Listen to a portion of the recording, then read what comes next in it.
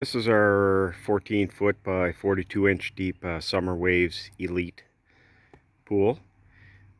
One thing I want to show today is a lot of people have issues with the cover coming off after they've installed it, and I'll give you a couple little tips on how to install it and how to get it to stay on.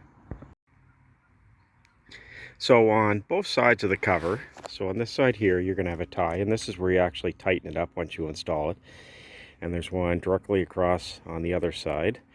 So what I do once the cover's been installed is I'll tie it like this, just half a knot, and let's go to the other side.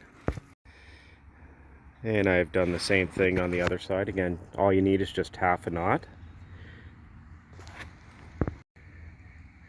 Because what I was finding is we have quite a large yard here and we get a lot of wind coming through here, and the wind wants to push up the cover and blow it over to the other side.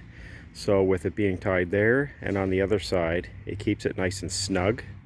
And over the last couple of days we've had really heavy rain. As you can see, there's a fair amount of water on top of the pool cover, as well as we've had quite high winds, and the pool cover still stayed on. And this is our second year with this pool cover, and it almost feels like it shrunk a little bit. It used to go down quite a bit further around all sides. It used to go down about right to here. So it has a tendency of wanting to pull off just like that with the wind. And just a quick tip when you're installing it, especially if you're installing it by yourself, what I would normally do now is I'll tie it on this end, put the cover on the pool, and I'll go to the other side and tie it on the other side too. And that way you can work your way around installing the cover from there to here, and then again from there to the other side. And if you're lucky enough to have another person to help you, again, just one person on this side, one person on the other side, you pull the cover on and you gradually work around opposite from each other to install the cover.